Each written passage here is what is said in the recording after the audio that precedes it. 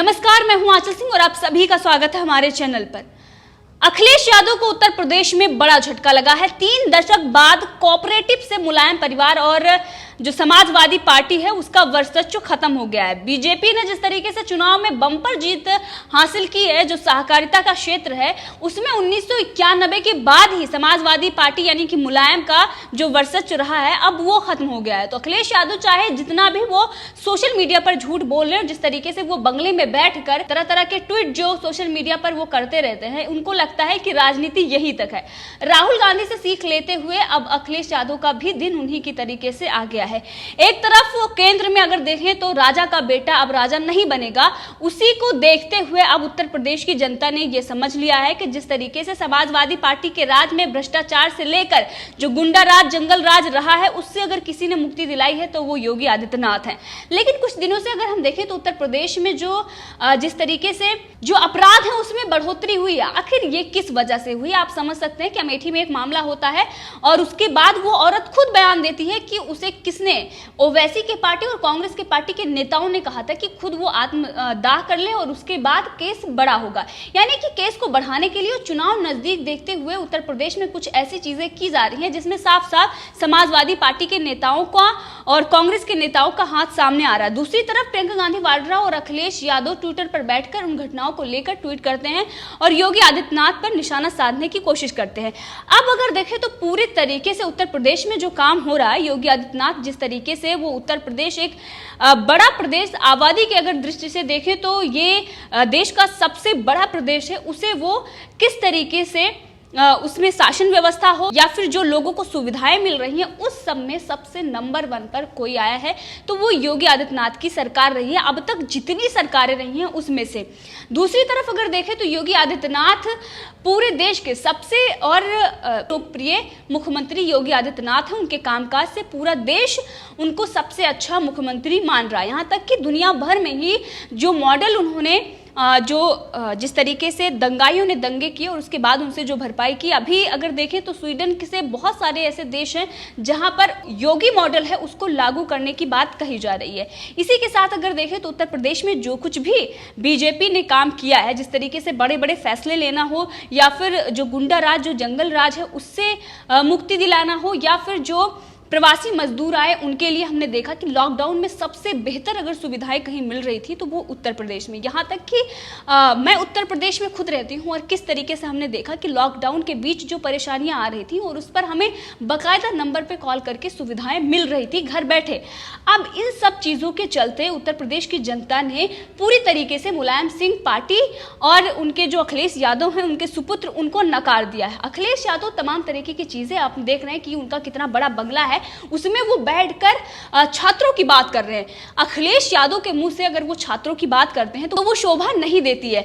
NEET और JEE को लेकर जिनको खुद कुछ नॉलेज नहीं है, जो गूगल मैप को बता रहे हैं कि वहां से टाइमलाइन पर जो डाटा है वो हट जाएगा, तमाम ऐसी उजूल फजूल की बातें विकास दुबे के जब उनका इनकाउंटर हुआ था उसके बाद वो कर रहे थे, उनको निर्दोष बता रहे थे। तो अपराधियों को शरण देने के लिए अखिलेश यादव सबसे आगे रहते हैं, अपराधियों को बचाने के लिए वो आगे आ जाते हैं। दूसरी तरफ वो योगी आदित्यनाथ पर सवाल उठाते हैं। तो जनता ये समझ चुकी है कि योगी आदित्यनाथ जो काम कर रहे हैं उनको सिर्फ और सिर्फ नीचा दिखाने के लिए, उनको ये दिखाने के लिए कि जिस तरीके से उनकी सराहना हो रही है, जनता उनके कामों को देख रही है, उसको उसमें गड़बड़ी दिखाने के लिए प्रियंका गांधी वाड्रा और अखिलेश यादव का जो ये ट्विटर पर जो राजनीति है वो चलती रहती है और ये बात जनता समझ चुकी है। और इसीलिए आपने देखा कि बीजेपी को जो 311 सीटें थी भूमि विकास बैंकों के चुनाव हुए हैं प्रदेश में, सहकारी भूमि विकास बैंकों के जो चुनाव हुए हैं, 311 में से 281 सीटें उसको मिली हैं।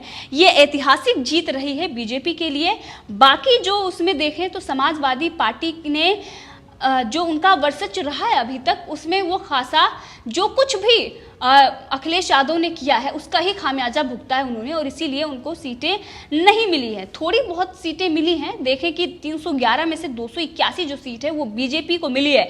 इससे पहले दबदबा जो रहा है, वर्चस्व जो रहा है वो मुलायम सिंह पार्टी का ही रहा है, लेकिन आप यहाँ पर देख सकते हैं कि उसमें अब इनका वर्चस्व खत्म हो गया है। इसी के साथ अगर कहें तो और भी कई सारी पार्टियां हैं जिन्होंने इसमें जो सीट बच रही हैं उस पर उन्होंने जीत हासिल की है। अब इसको लेकर लेकर बीजेपी के जो आईटी सेल के हेड हैं अमित मालवीय ने भी ट्वीट किया। उन्होंने कहा कि बीजेपी और उनके समर्थित उम्मीदवारों ने उत्तर प्रदेश सहकारी भूमि विकास बैंकों के चुनाव में 311 में से 281 सीटें जीत ली है। 1991 से अब तक सहकारिता के क्षेत्र में समाजवादी पार्टी और मुलायम सिंह यादव परिवार का वर्चस्व रहा है। कांग्रेस सिर्फ एक सीट जीत पाई है। प्रियंका गांधी वाड्रा की जो राजनीति रही है इतने दिनों तक, उनका जो बस घोटाला सामने आया था, तमाम तरीके की जो उन्होंने झूठ के पुल बांधे थे, जिस तरीके से वो लगातार सोशल मीडिया पर लगी हुई थी, कोई भी अपराधी जिस पर नकेल कसी जा रही थी, जिस पर कार्रवाई की जा रही थी, उसको बचाने की मुहिम में जुट गई थी। यहाँ तक अखिलेश यादव आजम खां को लेकर, डॉक्टर कफील को लेकर तमाम ऐसे हैं। आप देख सकते हैं कि वीडियो में किस तरीके से डॉक्टर कफील खान ये कहते हैं कि हम 25 करोड़ हैं, हम आपको सिखाएंगे कि देश कैसे चलाया जा सकता है, हम डरने वाले नहीं हैं, हम झुकने वाले नहीं हैं। तमाम ऐसी चीजें वो उस वीडियो में बोलते हैं और जब उस पर कार्रवाई होती है तो प्रियंका गांधी वाड्रा उस आतंकी और देश तोड़ने वाले इंसान के साथ खड़ी हो जाती है। यहीं पर अगर बात करें तो डॉक्टर कफील की रिहाई की वो बात कर रहे हैं, वो उनको पकड़ा गया, उस पर जो प्रतिक्रियाएं आ रही हैं अगर उसे देखें तो वो बिल्कुल अलग है। लेकिन इससे पहले जो निर्दोष थी साध्वी प्रज्ञा, जिनके खिलाफ कोई सबूत भी नहीं था, उसके बाद भी उनको कितनी यातनाएं दी गई, उस पर इनका बयान, इनकी प्रतिक्रिया बिल्कुल अलग थी। तो ये दिखाता है ये दोहरी मानसिकता है और कांग्रेस कभी भी हिंदुओं के पक्ष में नहीं रही है। समाजवादी पार्टी हमेशा से ही वो अल्पसंख्यकों का ही जो वोट लेने के लिए किस तरीके से उन पर जो मेहमान नवाजी, जो उनके तुष्टीकरण की राजनीति करती आ रही है उत्तर प्रदेश में, अब वो दिल लग चुके हैं। अब जनता समझदार हो चुकी है और इसीलिए लगातार इनका जो वर्चस्व है वो खत्म हो गया है, कांग्रेस का पहले से ही और अब समाजवादी पार्टी का भी। तो आने वाले दिनों में सिर्फ और सिर्फ उत्तर प्रदेश में बीजेपी ही राज करेगी और योगी आदित्यनाथ का जो जलवा है उत्तर प्रदेश में वो धीरे धीरे और भी बढ़ता जा रहा है। और इससे विरोधी इतना परेशान है, इतना व्याकुल है कि कई सारी ऐसी चीजें, घटनाएं सामने आ रही हैं जिसमें ये साफ साफ दिख रहा है ये पॉलिटिकल मोटिवेटेड हैं। यहाँ तक कि बयान भी कई जो विक्टिम हैं वो दे चुके हैं कि इसमें उनको उकसाया किसने और किस तरीके से ये सब कुछ करने पर मजबूर किसने किया। तो ये सारी चीज़ें आ रही हैं और जिस तरीके से उत्तर प्रदेश में हमने कुछ दिन पहले देखा है, चाहे वो कांग्रेस रही है या समाजवादी पार्टी रही है, जो झूठ बोलती आ रही है, लॉकडाउन में जो उत्तर प्रदेश की सरकार ने काम किया, जो योगी आदित्यनाथ काम कर रहे हैं, शासन प्रशासन व्यवस्था से लेकर जिस तरीके से बसों को चलाना हो, जो दिल्ली से लोगों को निकाल कर बॉर्डर पर भेजा जा रहा था, जिस तरीके से लोग पैदल जा रहे थे और उस वक्त अगर किसी ने मदद की तो वो उत्तर प्रदेश की सरकार थी। लगातार पूरे देश में जो प्रवासी मजदूरों के लिए काम कर रही थी, जो वहां पर लोग बैठे हुए थे, जो भूखे थे लोग, जो दिल्ली से निकाल कर बॉर्डर पर बिठा दिए गए थे, जो डीटीसी बस से लाकर वहां पर छोड़ दिए गए थे, उन लोगों की व्यवस्था की, उनको खाने से लेकर और जिस तरीके की व्यवस्था उत्तर प्रदेश सरकार ने की है, अब वो जनता योगी सरकार के कामकाज को देखते हुए योगी आदित्यनाथ को ही चुन रही है। और साफ सी ये बात है कि अखिलेश यादव को ये देखना चाहिए कि इतना बड़ा झटका उन्हें उत्तर प्रदेश में लगा है और जो भी उन्होंने इतने दिनों में झूठ बोले हैं, जिस तरीके के प्रोपेगेंडे फैलाए हैं, वो काम नहीं आए, क्योंकि अब सोशल मीडिया का जमाना है और लोगों को साफ साफ पता चल रहा है कि देश में क्या चल रहा है, प्रदेश में क्या चल रहा है। और उत्तर प्रदेश सहकारी भूमि विकास बैंकों के चुनाव में जो ऐतिहासिक जीत बीजेपी की हुई है, उस पर विपक्ष यानी कि जो समाजवादी पार्टी रही है उसका जो वर्चस्व रहा है, विपक्ष का भी बयान इस पर आया है। योगी आदित्यनाथ पर उन्होंने सवाल उठाए हैं, यानी कि अखिलेश यादव, उनकी पार्टी का ये कहना है कि राज्य की मशीनरी ने चुनाव को हाईजैक कर लिया था। सिर्फ और सिर्फ अब यही बचा था, क्योंकि जब इनकी जहां पर हार होती है, जहां पर जनता इनको नकारती है, ये ईवीएम का रोना रोने लगते हैं। और यहां पर भी अब ये कह रहे हैं कि मशीनरी ने चुनाव को हाईजैक कर लिया था। ये बहुत बड़ी खबर है उत्तर प्रदेश से।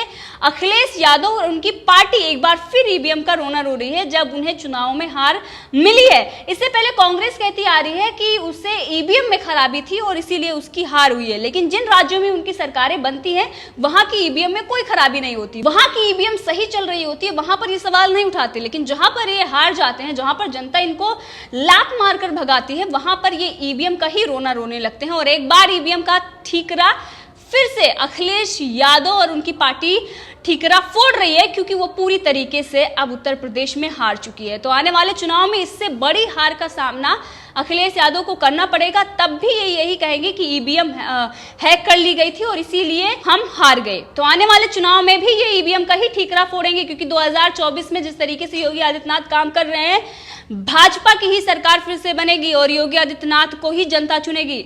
और उस समय भी जो आज ये कह रहे हैं कि मशीनरी ने चुनाव को हाईजैक किया था, अब यही रोना अखिलेश यादव फिर रोने वाले हैं। दूसरी तरफ ये जो भ्रष्टाचार के और बहुत ऐसे मुद्दे हैं जो ये उठा रहे थे, और ये मुद्दे उठाते हैं और जनता इनको ट्रोल भी करती है, क्योंकि भ्रष्टाचार हो या फिर गुंडा राज हो या जंगल राज हो, ये जो मुद्दे हैं वो उत्तर प्रदेश में अब तो नहीं है, लेकिन इससे पहले हुआ करते थे। और उस वक्त अखिलेश यादव मौन रहते थे, क्योंकि उसमें इनके ही गिरोह के लोग शामिल होते थे।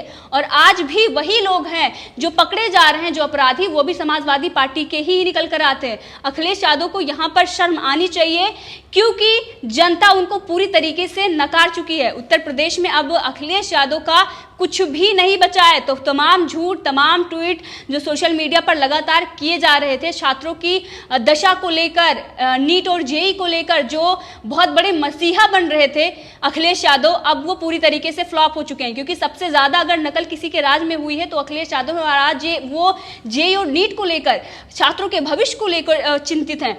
एक तरफ तो इनके राज में जो परीक्षाएं होती थी उसमें किस तरीके से जो नकल माफिया थे वो काम करते थे। पैसे लेकर बच्चों को पास कराया जाता था, बिठाकर सामने गेट बंद कर दिया जाता था, जब बैच आती थी तो उनको वहीं से गेट से ही वापस कर दिया जाता था, और अटैची भर के पैसे उनको वहां पर पकड़ा दिए जाते थे। और ये सब अब नहीं हो रहा है, और इसीलिए अखिलेश यादव छात्रों के भविष्य की बात कर रहे हैं। तो ये बहुत ही बेहद शर्मनाक है और जनता इस बात को समझ चुकी है। तो जमीनी हालात जिस तरीके से हैं, और जमीनी हालात पर वो बात नहीं कर रही है, सिर्फ और सिर्फ अपने महल में बैठकर ट्वीट करने से कुछ नहीं होगा। जमीनी हालात को देखना होगा, जमीनी हकीकत को देखना होगा, और उसके बाद ही आप चुनाव जीतेंगे। और जिस तरीके से योगी आदित्यनाथ जमीन पर काम कर रहे हैं, उसी का नतीजा है अब बीजेपी को लगातार ऐतिहासिक जीत उत्तर प्रदेश में मिल रही है। तो इस मुद्दे पर आप भी अपनी राय रख सकते हैं, कमेंट करके जरूर बताएं। अगर आपने अभी तक चैनल को सब्सक्राइब नहीं किया है तो कर ले, ताकि हर अपडेट आप तक पहुंचती रहे।